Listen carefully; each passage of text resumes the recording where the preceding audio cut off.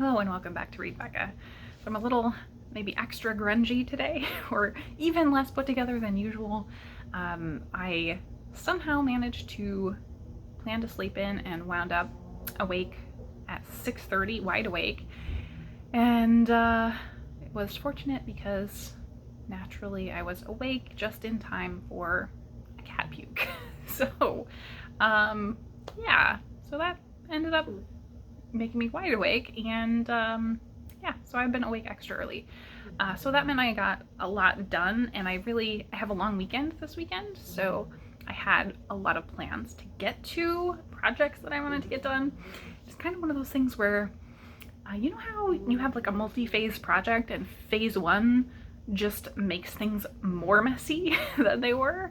Yeah, that's where I am at. So not anything major. It's really like minor kind of tweaks to organization of stuff, that sort of thing, clearing out things that I want to donate and get rid of, that kind of stuff, not book related. But yeah, so that's taken my energy today. So on to the books. Let's start there. So Boy and His Dog at the End of the World by CA Fletcher. I think I'm going to do a standalone review for this. It probably will not be terribly long, and I'm going to try and get this up tomorrow. But yeah, I loved it. This was a 5-star read. It is a great book that really stands out from post-apocalyptic and dystopian stories, even though it is made up almost entirely of elements that you expect and have been overused in those genres. So yeah, I have a lot more to say about this one. Then on my Kindle, I have already lost it. It's been sucked back to the library, but I read The Fifth Gender by GL Carriger, which is GL Carriger. I think it's how she writes her kind of more spicy romance. So this was, I knew going in, I was expecting it to be smutty alien romance, but I had seen some other people that read and like similar things to me who had really enjoyed it. And so I was going in a little trepidatious and thought I would try it out. Well, it has the smutty alien parts for sure, but it was so adorable. It was not at all what I was expecting. Yeah, how to even start on this one? So, as I said, it's an alien romance, a sci-fi romance with an alien protagonist. It is a male-male romance for all intents and purposes, I think, because obviously the fifth gender is our alien is from this planet that has 5 genders, and they are the fifth gender, but for the purposes of a romance, it's a male-male romance. But so our alien is Tris, and he is this lovely, sunshiny, sweet, squishy purple alien with tentacle hair. And we start the book with Tris being absolutely delighted that he's been asked to cat sit. So it's this whole diatribe about him being so excited for it and all the things he's gonna do for this cat. And then of course, immediately the cat gets out. And they're on a space station, so it doesn't really have too far to go by any means, but he's super panicked about this. So fortunately, there is a detective, Drori, who helps him capture the cat and get it back.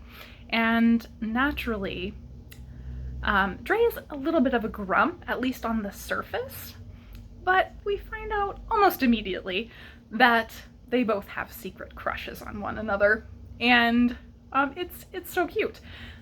That moves a little quickly for me. So they jump pretty much straight to finding out they have crushes, to having lovey-dovey names for each other, that sort of thing. So the progression of their relationship is real insta-lovey. But in terms of the whole book, the book takes place over a couple of days, and like they go from the entire first half of the book, nothing really happens between them, to second half of the book is all smut. And there was some uncomfortable elements to this where because of that extreme connection or extreme progression of their relationship, There's a lot of PDA in inappropriate times for me that was uncomfortable. Like, yeah, I didn't like that. And that's mainly because in the first half, right as they're getting to know each other, there's a murder. So they wind up caught up in this murder mystery because Dre obviously is a detective and he gets called in to investigate this murder. But Tris is the only alien of this particular type, and it is an alien of this type on an alien ship of this type that has been murdered. And so he ends up acting as effectively a translator for Dre. And this is very interesting because it gets so much more depth than I expected, because of the fact that his linguistic familiarity helps and has so much more nuance in commentary to them. So he's able to infer things that no one else was able to. So there's a really big linguistic element to this. In their language, because they have 5 genders, all of the people are referred to, or really it's sort of similar to how Spanish has a feminine and masculine of words usually. And so in theirs, it's more of the 5 genders, and that refers to someone's gender, their sexuality, and their relationship to someone. So there's a lot of hidden information in the words that they choose to use. So I found that really, really interesting. The one thing I maybe didn't like as much is that this specifically uses the term gender when really it's talking about more physiological sex and sexuality, perhaps. And really the combination of those is a little blurry because it's alien. It's not human gender or sex. So I don't know if that's the right term, but overall I think it was a really good exploration, even if the term used is not right. Then I would also add that, so at the core of this, I would say there's a pretty significant analog to transphobia built into the story. And I think that is done well, but could be extremely, extremely difficult to read for somebody that does not handle that well. So fair warning on that. So overall, I really was surprised by this. I enjoyed it so much. The beginning was super duper sweet, and it pushed me to really want to pick up some of GL Carriger's other work. I have, I think, 3 books in the Parasol Protectorate, so I definitely want to get to that so soon for sure. Then I picked up a couple of new things that you haven't seen before. So Around the World in 80 Plants, and this is by Jonathan Drori and illustrated by Lucille Clerc. And this, I think, is a British published book.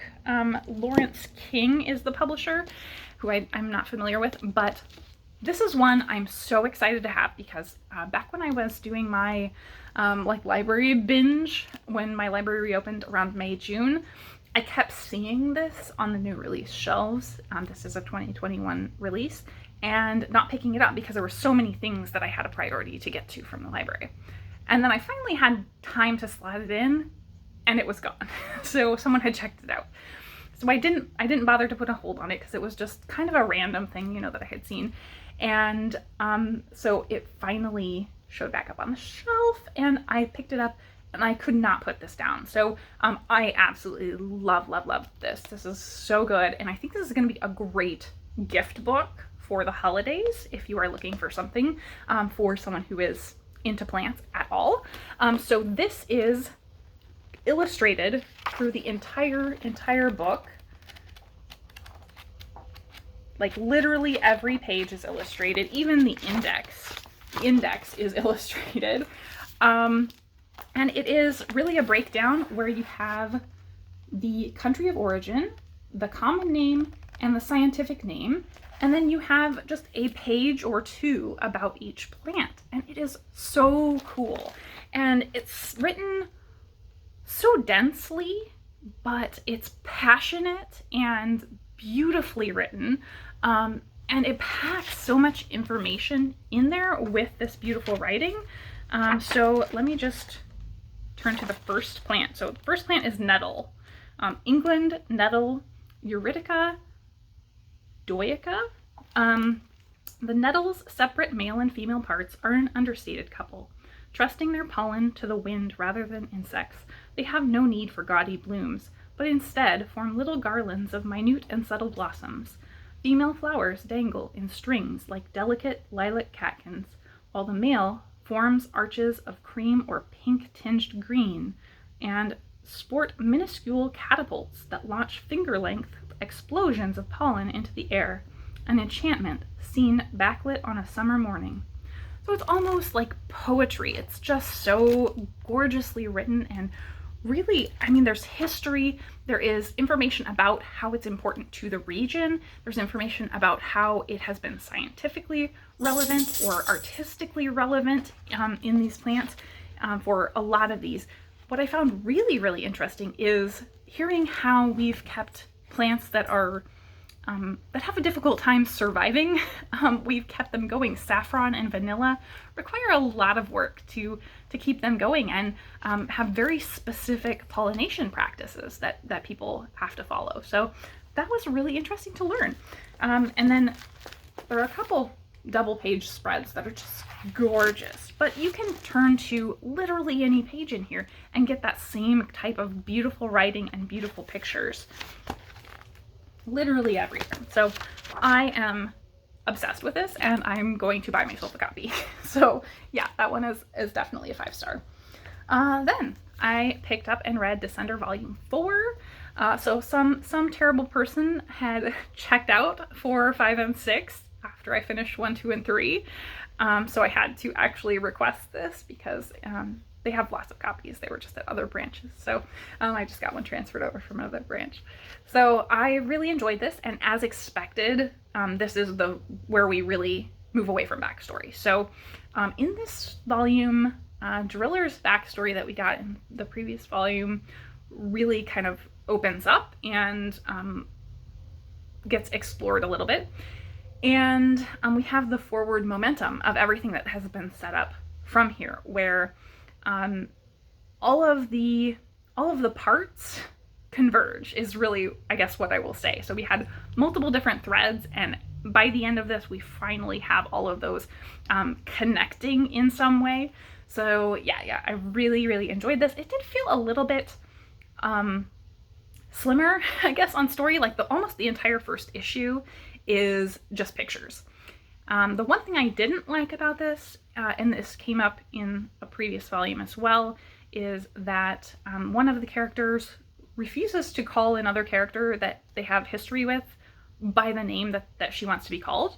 And at the very start of this, it leads with him literally saying, well, to me, you'll always be your former name. And that just really has put me off. She corrects him constantly throughout this, and he will not address her as the name she wants to be addressed as. So yeah, that just really rubs me the wrong way. It's clear they're, trying to set up the heavy connection that they have from their history. But yeah, I don't like that. Like, if you care about someone, clearly you should want to address them how they prefer to be addressed. And then I think that's all I finished. So that was the stuff I finished. Then I picked up God's War by Kameron Hurley. I'm liking this. I'm not too far in, but there's a lot of bugs and a lot of violence. So this one is not too light of reading. This is pretty grim and graphic. And this is definite, like, dystopian weird stuff. So I'm enjoying it, and it's a little slow going. But this one was from my TBR 2 months ago, I think. So I'm still working my way through my past TBRs that are sitting on my TBR shelf. So we will get through that. Then I picked up on audio Illuminae by J. Kristof and Amie Kaufman. So I know everybody says you have to pick it up in print, and I just haven't, because it's almost always checked out at my library, and I could put a hold on it, but I don't care about this one enough to do that. I don't think it's going to be a new favorite. So far, I actually got in a great long walk and listened to a couple hours of it, and it's fun. It's really entertaining, kind of popcorn sci-fi, like big epic space opera type. And so I'm enjoying it. I think it's really entertaining and fun. And then I think I will do the subsequent books on print, because obviously people say that that's the preferable way to go. So this is getting me into it at least and getting me progressing. I think that's it for books. I think we covered. On ebook, I am still reading My Letters to Consacao, which is an arc I need to get wrapped up. So I am going to try to get that done this week. I think I have 10% left, so we're going to do it. So then, in terms of what is going on this week, I did not get a cat. So I was expecting to get a cat from the hurricane rescue, and they wound up putting me on like a backup list because they had enough people and I already have one. So I'm fine with that. That's not a big deal. I was a little bit looking forward to having another cat temporarily for a distraction, but it would have been a lot of work. And as I said, you know, in my waking up this morning, like, the cat has been a little bit of a handful. We had a vet appointment for blood work this past week, and everything, you know, went kind of as expected. I didn't get the full results yet, but he has not been eating as much as we would like. So yeah, he still seems to be on that downhill as is expected. So this is Coco, my foster cat, who has chronic kidney disease. So this is not unexpected at all. Then we had great progress continued with Gumbo. Really crazy. Like, she has been just wonderful. So I feel like I'm saying it every week, but she has been so good. She's been letting me sit next to her and pet her and just being totally chill about it. So we had open windows because of the nice weather this week. I think I mentioned that last week, and she has spent a lot of time just hanging out in the room with me, which is very rare. Usually she will come in while I'm out of the room. But yeah, and then as far as the weather, oh man. So we got glorious weather. So I had mentioned last week that it was gonna be like highs around 80, and we ended up getting below that. So we had 5 days, I think yesterday was the last day, unfortunately, where it was like low 70s. So surprise, cooler than we planned, and was able to open windows, turn off my AC. That was great. But surprise on the other end, we are now going back to 90s. So upper 80s and 90s for the foreseeable future, it looks like, for at least a week. So they're keeping the pool open. I mentioned that last week as well, that it was looking like they were extending it last week. They're keeping it open again. So it's gonna be pool open into October. That is absolutely crazy. I have never ever seen that, but yeah, it's gonna be 90 this week. So I'm not looking forward to that. My AC is back on. I don't know if you can hear it. Hopefully not. But my dog is happy the AC is back on, because yesterday it got up to about 75, and that is his absolute limit in the house. He cannot tolerate above that. So yeah. So other than that, I think that is it for what has been going on here. Really, I've been crazy at work, and like I said, I happened to fortunately have a 3-day weekend. I got in all of my vacation time because I have not used any, and I have a lot. So I've got long weekend this weekend, and then I've got a couple weeks off at the end of the month in October. So that is going to be wonderful, and then some time off in December. So I'm really excited about that. And this is giving me some time to decompress. So I used some of my time off to play video games. I played Cat Quest for a couple hours. Really enjoyed it. That was super duper fun. I have not started Bake Off. That is on the plan for today. Since I was up early and got a lot of my plan stuff done, I'm gonna be wiped out the second half of the day. So yeah, Bake Off it is. And I think that's really it for what's going on. In terms of recommendations, I've got a couple great ones this week. So number one, Jonathan Van Ness. I saw a video of Jonathan introducing the cats, the 5 cats that Jonathan owns, and it's so like me with my cats. Like, there's a billion cats all over, but It's 5 minutes. It will be the most joyful 5 minutes of your day. Go watch it, absolutely. So I will link that down below. And then number 2 is a video from Mark at Book Time with Elvis. Mark took us on a tour of a typical Saturday morning in a small Czech village.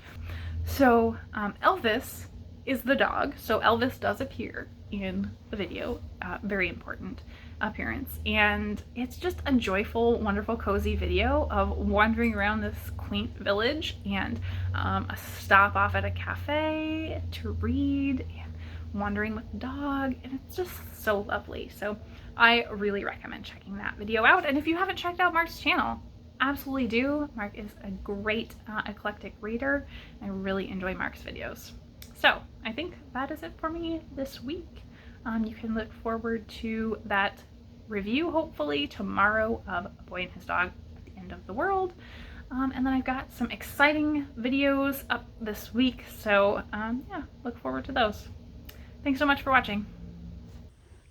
Ripley, are you a very good reading assistant? So helpful. You're really helping me see this book.